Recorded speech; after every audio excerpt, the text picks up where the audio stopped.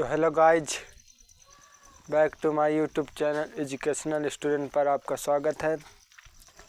आज हम भाई आपकी क्लास जो रासायनिक समीकरण है, विज्ञान का पहला चैप्टर 10 के विज्ञान का पहला चैप्टर है आपका विस्थापन अभिक्रिया। क्या आपकी विस्थापन अभिक्रिया किसे कहते हैं? जो 2-3 हेडिंग बची थी, आज उसे हम समाप्त करेंगे। ओके, तो विस्थापन अभिक्रिया किसे कहते हैं, चलो देखते।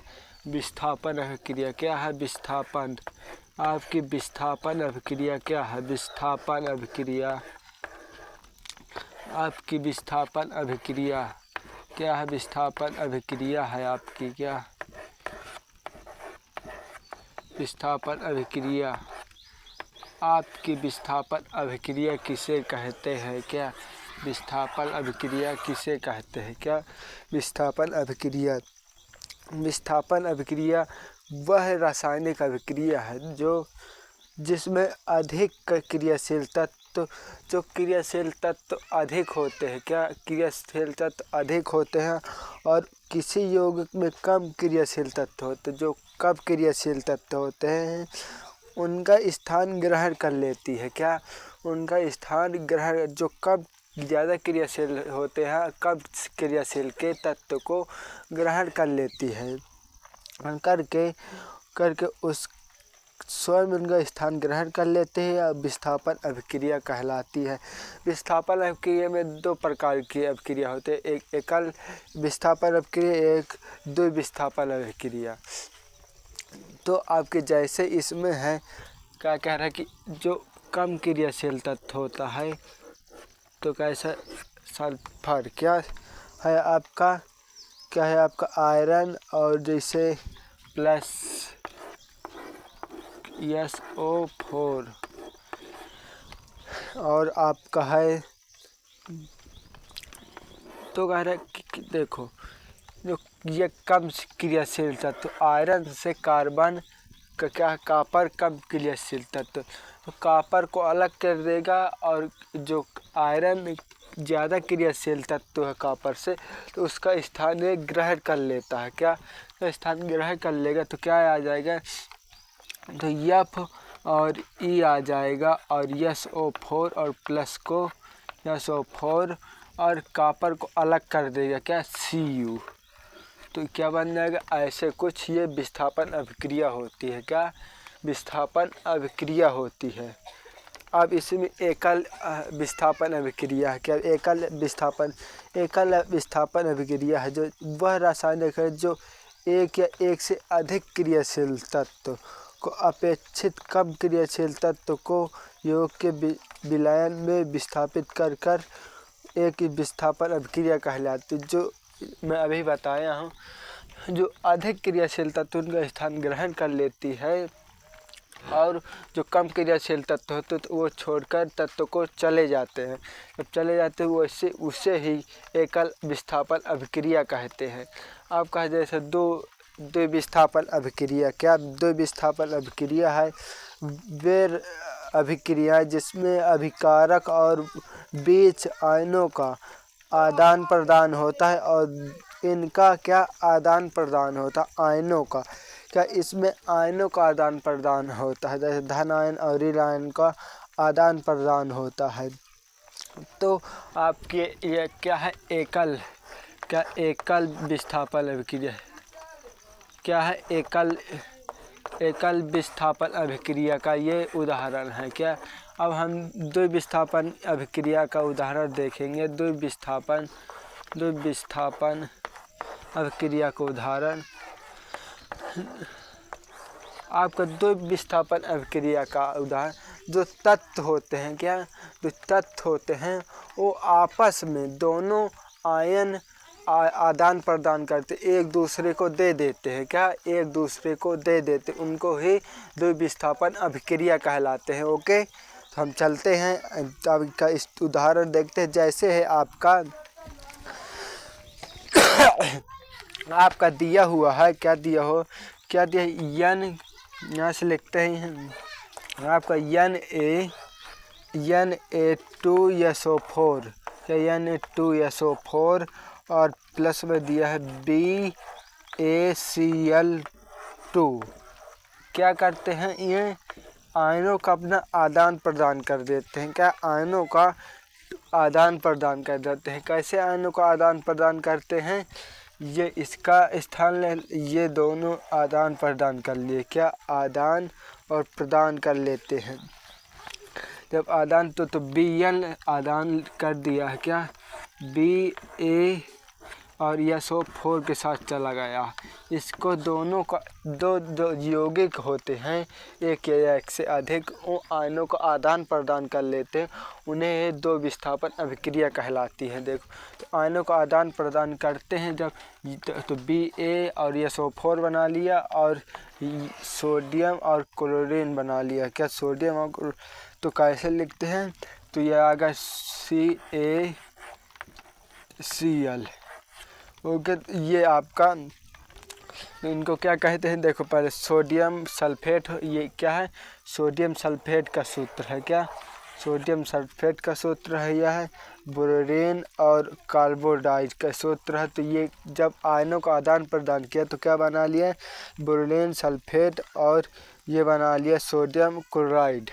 क्या, ये आयनों का आदान प्रदान कर लिया। ओके, तो यहाँ तक ये विस्थापन अभिक्रिया हो चुकी है। एंड अब चलते हैं, दूसरी है आपके उपचयन उपचयन या ऑक्सीकार या उपचयन अभिक्रियाएं। ओके, तो हम पहले है आपका क्या है, उपचयन अभिक्रिया किसे कहते हैं। क्या, उपचयन अभिक्रिया है आपकी क्या है, किसी पदार्थ में ऑक्सीजन का योग तथा हाइड्रोजन का निष्कर्षण उपचयन अभिक्रिया कहलाती है। क्या, निष्कर्षण उस अभिक्रिया कहलाती है।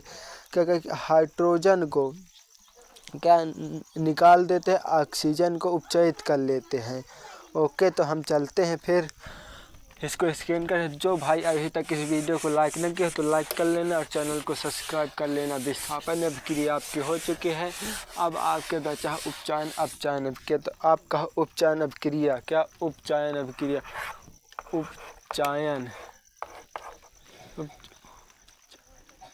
उपचयन अभिक्रिया है आपकी। क्या है, उपचयन अभिक्रिया है आपकी, उपचयन अभिक्रिया। ओके, क्या है उपचयन अभिक्रिया, तो उपचयन अभिक्रिया है,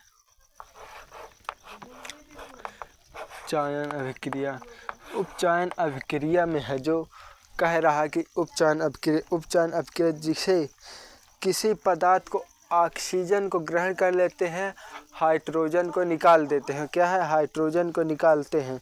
तो आपका जैसे उदाहरण दिया हुआ है, क्या है, सोडियम और प्लस ऑक्सीजन। क्या है, सोडियम और ऑक्सीजन है, सोडियम और ऑक्सीजन। तो क्या ये बनाते हैं मिलकर, तो ये मिलकर बनाते हैं आपके। क्या, जब दोनों मिलते हैं इसमें तो क्या बना, सोडियम ऑक्साइड बना लेते हैं। क्या, सोडियम ऑक्साइड। जब सोडियम ऑक्साइड बनाते हैं तो जब ये मिलकर सोडियम ऑक्साइड, तो सोडियम कैसे Na2 और O, सोडियम ऑक्साइड मिलते हैं। क्या कह रहा है कि उपचयन अभिक्रिया में जो तत्व होते हैं तो ऑक्सीजन को ग्रहण करते हैं, हाइड्रोजन का निकाल देते हैं। क्या, हाइड्रोजन को निकालते हैं। ओके, इसे कहते हैं उपचयन अभिक्रिया। अब कह रहा है अपचयन अभिक्रिया। क्या, अपचयन अभिक्रिया किसी पदार्थ में ऑक्सीजन का अपचयन अभिक्रिया ऑक्सीजन को निकालते, हाइड्रोजन का योग उपचयन कहलाता है। क्या, हाइड्रोजन को ग्रहण करते हैं। क्या, हाइड्रोजन अभिक्रिया को ग्रहण करते हैं। अब कह रहा अपचयन अभिक्रिया है। क्या है, अपचयन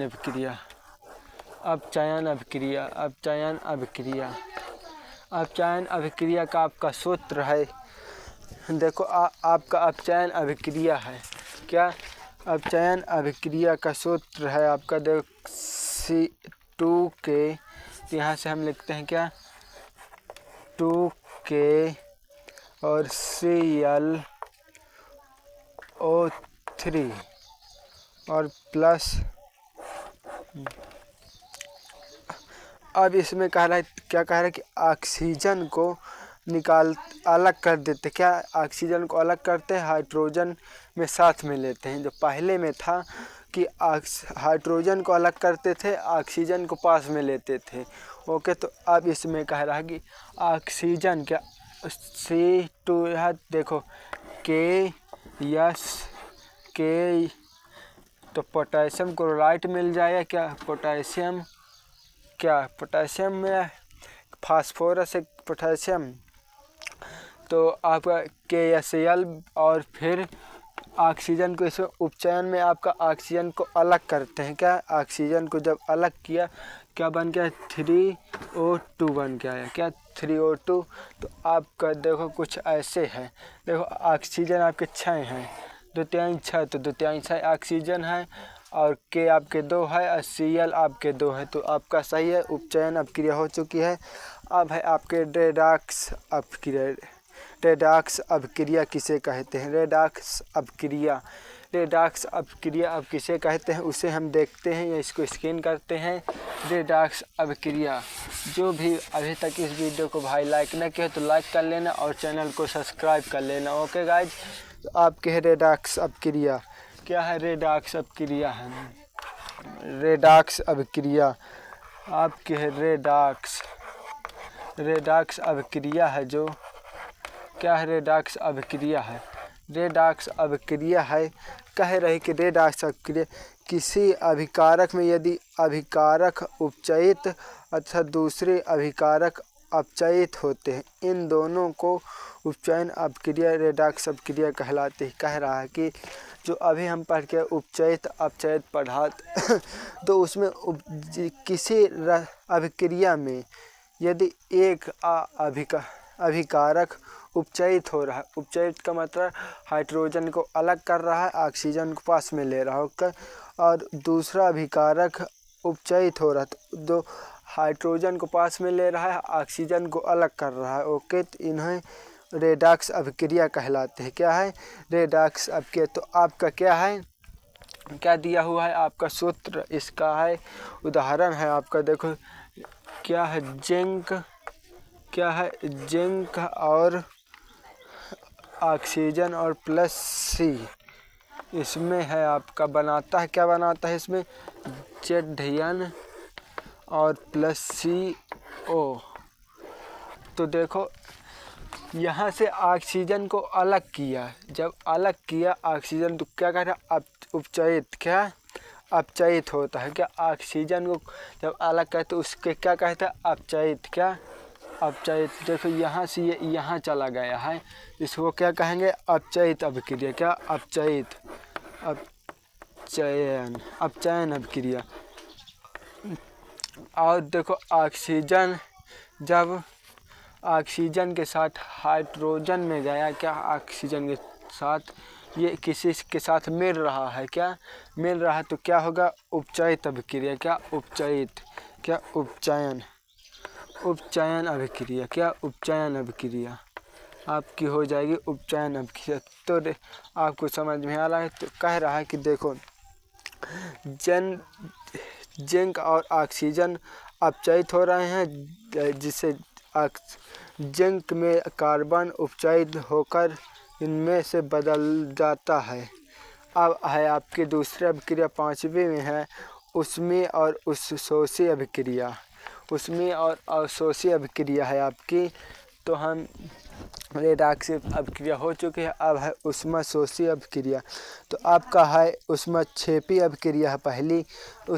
ऊष्माक्षेपी अभिक्रिया क्या कह रही है? क्या ऊष्माक्षेपी अभिक्रिया है जो, तो हम इसको स्कैन करते हैं। आपके ऊष्माक्षेपी अभिक्रिया किसे कहते हैं? ओके, ऊष्माक्षेपी अभिक्रिया।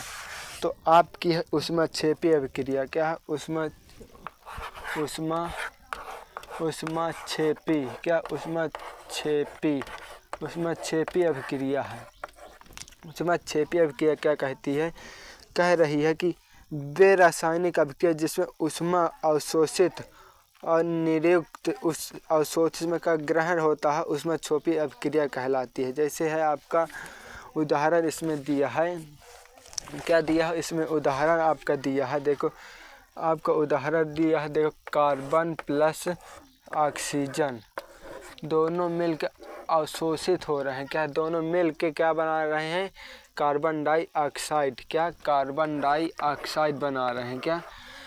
तो ये ऊष्मा क्षेपी जिसमें वो क्या होता है, ऊष्मा का उत्सर्जित होता है। क्या उत्सर्जित का मतलब जो निर्मित तो दोनों मिल जाते हैं क्या, उसे ही हम ऊष्माक्षेपीय अभिक्रिया का। अब है आपकी ये पहली थी और दूसरी है आपकी क्या ऊष्मा शोषी अभिक्रिया। क्या ऊष्मा शोषी अभिक्रिया, ऊष्मा शोषी अभिक्रिया है आपकी। क्या शोषी है क्या, उसमें शोषी अभिक्रिया है आपकी। कह रही है वह रासायनिक है जिसमें ऊष्मा का अवरोधन होता है, ऊष्मा क्षोभीय अभिक्रिया जिसमें इनको अलग किया, जिसमें ये अलग होते हैं। क्या अलग, इनका उदाहरण है आपका, जैसे इसमें दिया हुआ है। क्या दिया हुआ है आपका, देखो जब नाइट्रोजन और ऑक्सीजन का मिश्रण को उच्च ताप पर गर्म किया जाता है, नाइट्रिक ऑक्सीजन बनता है, तब ऊष्मा वातावरण से अवशोषित की जाती है। कह रहा है जो ऊष्मा वातावरण से अवशोषित की जाती है। देखो जैसे दिया है नाइट्रोजन। क्या नाइट्रोजन और प्लस ऑक्सीजन ये मिलकर आपके बनाते हैं क्या, नाइट्रोजन और ऑक्सीजन। तो क्या बना के दिए हैं आपको, क्या नाइट्रिक ऑक्साइड। क्या नाइट्रिक ऑक्साइड आपको बना के दिए। ये ऊष्मा से वातावरण से अवशोषित होकर इसको प्राप्त करते हैं, अवशोषित करता है। क्या अवशोषित, तो इसे ऊष्मा अवशोषी अभिक्रिया है। अब है आपकी इसमें संरक्षण। क्या संरक्षण है आपका संरक्षण आपका है। दूसरी है आपके संरक्षण आपकी बहुत इम्पोर्टेंट है ये अभिक्रिया। क्या तो लास्ट है आपकी दो अभिक्रिया लास्ट बची हुई है। ओके, संरक्षण क्या है,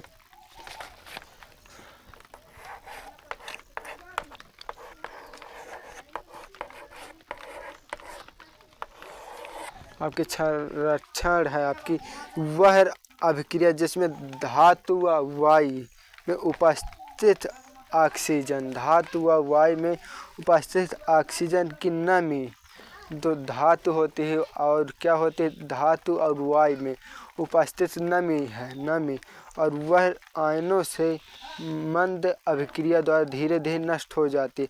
जैसे जंग लगना। क्या जैसे नमी आ जाती है उसमें, लोहे में अगर ज़मीन में रखी हो तो उसमें नमी पड़ जाती है तो उसमें जंग लग जाता है, उसे ही संरक्षण कहलाता है। क्या संरक्षण, जैसे आपको उदाहरण में दिया हुआ है। क्या उदाहरण में दिया हुआ है आपका, क्या उदाहरण में आपका दिया हुआ है, उदाहरण में आपका दिया हुआ है क्या लोहे पर जंग लगना या चांदी के आभूषण पर काली परत जमना।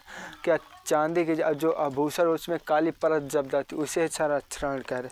आपकी लास्ट बची हुई है क्या विकृता गंधिता। क्या विकृता गंधिता है आपकी, बहुत इम्पोर्टेंट है यूपी बोर्ड के लिए। ओके, तो विकृता गंधिता किसे कहते हैं, क्या विकृता गंधिता किसे कहते हैं। ओके, तो लिखते हैं विकृता गंधिता। क्या गंधिता, विकृता गंधिता है आपकी। क्या विकृता गंधिता है आपकी, क्या गंधिता है जो क्या गंध उत्पन्न हो जाती है खाने में या किसी नमी के कारण, जैसे तेल में वसा युक्त खाद्य पदार्थ को, जो खाद्य पदार्थ जो खाने वाले चीज़ है और अधिक लंबे समय तक रखने पर उसके स्वाद व गंध का बदला आना विकृता गंध।